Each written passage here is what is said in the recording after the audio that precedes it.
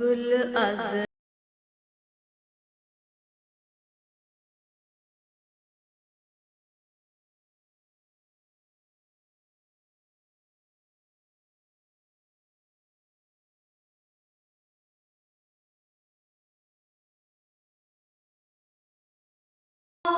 شیرین سخنی را آپ صلی اللہ علیہ وآلہ وسلم کے اسم مبارک نذیر کا مطلب ہے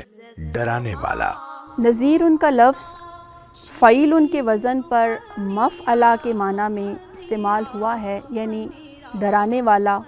خبردار کرنے والا اور انجام سے آگاہ کرنے والا۔ اللہ اور اس کے رسول صلی اللہ علیہ وآلہ وسلم کے بتائے ہوئے احکامات کی روشنی میں اگر کوئی نافرمانی ہوگی، اگر گناہگاری ہوگی، اگر انسان عاصی بن جائے گا، گناہگار بن جائے گا، تو پھر اس کو متنبع بھی کر دیا اللہ رب العزت نے نبی کریم صلی اللہ علیہ وسلم کے توسط سے، اور یوں آخرت کے دن کے عذاب اور اس ابدی عذاب سے ڈرانے والا بھی بنا کر بھیجا ہے۔ اللہ رب العزت نے آپ صلی اللہ علیہ وآلہ وسلم کو رحمت بنا کر بھیجا ہے، وہیں آپ صلی اللہ علیہ وآلہ وسلم نے اللہ کی ناراضی اور عذاب سے لوگوں کو ڈرایا۔ آپ صلی اللہ علیہ وآلہ وسلم نے قیامت کی ہولناکیوں سے ہمیں ڈرایا، موت کی سختیوں کو ہمارے سامنے بیان کیا، قبر اور اس کے بعد کی زندگی کو ہمارے سامنے ذکر کیا کہ کس قدر مشکلات اور مصیبتیں پیش آنے والی ہیں اور ہمیں کس قدر ندامت کا سامنا کرنا پڑے گا۔ سلسلہ وحی کے ساتھ ہی خطاطی کا آغاز ہوا، جو مسلم معاشرے کی پہچان ہے۔ در قد تو ای جامعے سروے چمنی را۔ خطاطی میں بنیادی طور پر دو چیزیں بہت اہم ہیں، ایک جو آپ کو نظر آ رہی ہوتی ہیں، ایک اس کے پس منظر میں۔ نظر جو آنا ہے وہ اس میں حسن کے ساتھ ساتھ توازن ہے، اور توازن وہ خوبی ہے جس کی بنیاد پر پوری کائنات اپنے وجود کو قائم رکھے ہوئے ہیں۔ اگر توازن نہ ہو تو شمس و قمر میں ٹکراؤ آ جائے، پوری کائنات میں ذرے سے لے کر پوری کائنات آپس میں ٹکراؤ میں آ جائے، تباہی ہو۔ سائنس بھی آج اس بات کو مانتی ہے، قرآن پاک میں تو بارہا اس چیز کا ذکر بھی کیا گیا ہے، اور یہاں تک بھی فرمایا کہ الشمس والقمر بحسبان، کہ شمس و قمر کی جو حرکت اس میں بھی ایک حساب ہے، ایک تعین ہے۔ تو یہ جو حساب ہے یہ تخلیق کا جہاں پہ بھی نظام ہوتا ہے وہاں پہ موجود ہوتا ہے۔ جیسا کہ خطاطی کی بات کرتے ہیں تو اس میں جو کہ تخلیق ہوتی ہے تو یہاں پہ بھی بہت زیادہ ہمیں توازن رکھنا پڑتا ہے کہ کوئی نام یہ نہیں کہ ایک لفظ اس کا بہت اوپر کر دیا، ایک بہت نیچے کر دیا، اعراب، تزئینات، تشکیلات سب جب ہم لکھتے ہیں تو ہم نے مجموعی طور پر جو اس کا تاثر ہے وہ توازن میں قائم کرنا ہوتا ہے، تاکہ اس کا حسن جو ہے وہ ہماری ذات میں اتر جائے۔ اور یہ توازن قائم کرنے کے لیے ایک دن میں نہیں آتا، بہت ریاضت کرنا پڑتی ہے، اور اس ریاضت کو کرنے کے لیے بڑی استقامت چاہیے ہوتی ہے، اور استقامت یہ کہ آپ کو شب روز جو نا مشق کرنا پڑتی ہے۔ جب آپ خطاطی میں بہت زیادہ مشق کرتے رہتے تو پہلے حروف کا توازن آتا ہے، پھر اس استقامت کے ساتھ مشق کرتے تو پھر الفاظ کا توازن آتا ہے، پھر مزید جب مشق کرتے رہتے تو پھر اس کے بعد آپ جب پوری آیت لکھتے ہیں یا کوئی نام لکھتے ہیں اس کا توازن آتا ہے۔ تو یہ ایک سلسلہ وار پورا ایک آگے بڑھنے کا طریقہ کار ہے۔ خطاطی میں توازن بہت لازم ہے، اور یہ استقامت سے ہی ممکن ہے۔ اگر استقامت نہیں ہے تو خطاطی میں توازن نہیں ہے، توازن نہیں تو حسن نہیں ہے۔ یہ خط سلس جری ہے، بنیادی طور پر جری جو ہے وہ موٹے خط کو کہا جاتا ہے، جو ذرا زیادہ موٹا ہوتا ہے۔ اس میں جو خط ہے اس کے حروف، الفاظ کی تفصیلات بہت زیادہ ہوتی ہیں، زاویے بہت زیادہ ان کا خیال رکھنا پڑتا ہے، میزان جو ہے اس کا بہت زیادہ خیال رکھنا پڑتا ہے، गिलाफ काबा पर जो बेशतर काम हुआ है वो इसी ख़त में हुआ है, ख़त सुस जरी में। न सिर्फ वहाँ पे बल्कि हरमैन शरीफैन मस्जिद नबवी शरीफ सल्लल्लाहु अलैहि वसल्लम में जो 80 से 85% ख़त आती है वो ख़त सुस जरी में ही काम हुआ है। और ये सबसे खूबसूरत ख़त है, और इसके जो मुजद हैं या तहरीरकार हैं जिन्होंने पहली दफ़ा लिखा, उनका नाम हज़रत इब्न मकला शिराज़ी रहमतुल्लाह। बुलबुल से तो आमुख्ता शीरी सुखनीरा सुखनीरा सुखनी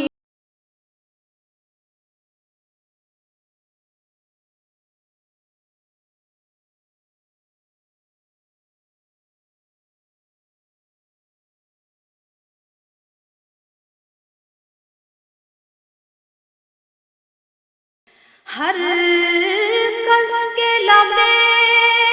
लाल तुरा दीदा अल्लाह ने आप सल्लल्लाहु अलैहि वआलैहि वसल्लम को कुरान पाक में जिन अस्मा से पुकारा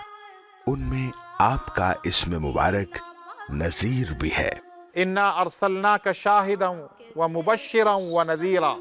कुरान खुद कहता है कि हमने आपको बिशारत देने वाला, मुबश्शिर शहादत देने वाला, बिशारत देने वाला और डराने वाला बनाकर भेजा है। सूरा अल-माइदा की आयत नंबर 19 में अल्लाह रब्बुल इज़्ज़त ने इस इस्म मुबारक का ज़िक्र करते हुए इरशाद फरमाया, फ़क़द जाअकुम बशीरुम व नज़ीर, बिलाशुबा तुम्हारे पास आखिरी खुशखबरी सुनाने और डराने वाला भी आ गया। और सूरा हूद की आयत नंबर 12 में इरशाद बारी ताला हुआ, इन्नमा अंत नज़ीरुन,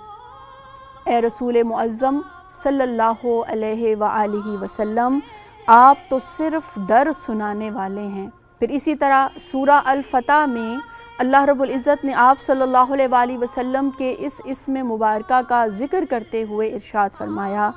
इन्ना अरसलनाका शाहिदन व मुबश्शिरन व नज़ीरा, बेशक हमने आप सल्लल्लाहु अलैहि वसल्लम को लोगों के अहवाल का गवाह और उनको खुशखबरी सुनाने वाला और अवाकिब से डराने वाला बनाकर भेजा है। इस इस्म मुबारक का लतीफ़ पहलू ये है कि अल्लाह से ऐसा ताल्लुक़ कायम हो जाए कि उसकी नाराज़ी से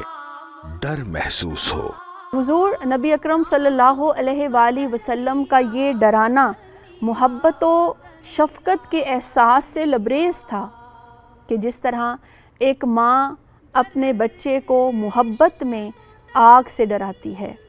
तो गोया आप सल्लल्लाहु अलैहि वसल्लम को जब शब मेराज उम्मत के अहवाल दिखाए गए और एक कसीर तादाद को जब आप सल्लल्लाहु अलैहि वसल्लम ने जहन्नुम की आग में जलते हुए देखा, तो फिर ये ख़बर तमाम लोगों तक पहुंचाई कि ऐ लोगों, अपने आमाल को दुरुस्त कर लो, अपने आमाल को दुरुस्त कर लो कि मैंने बहुत सारे लोगों को जहन्नुम की आग में जलते हुए देखा है। अरबी ज़बान में बड़ी नज़ाकत है,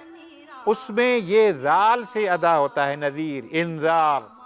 और इस नबी करीम सल्लल्लाहु अलैहि वसल्लम की निस्बत से मैं और आप अगर आज ये भी इरादा कर लें कि हम कुरान को, हदीस को सही पढ़ना सीखेंगे, चूँकि उर्दू और हमारी बाकी जो इलाक़ाई ज़बानें हैं उसमें हम ज़ाल में, ज़ा में, वा में, यानी ज़े और ज़ोए में और ज़्वाद में कोई फ़र्क नहीं करते। लेकिन जब कुरान पढ़ा जा रहा हो, जब हदीस मुबारका बयान की जा रही हो, सीरत बयान की जा रही हो, तो उसका अगर हम एहतमाम करेंगे तो ये हम पर लाजिम भी है। अंधेरी शबों में सिराजे मुनीर, नकीबे सदाकत बशीर व नज़ीर, इबादे इताअत के हक़ में बशीर, दलालत में भटके हुओं को नज़ीर।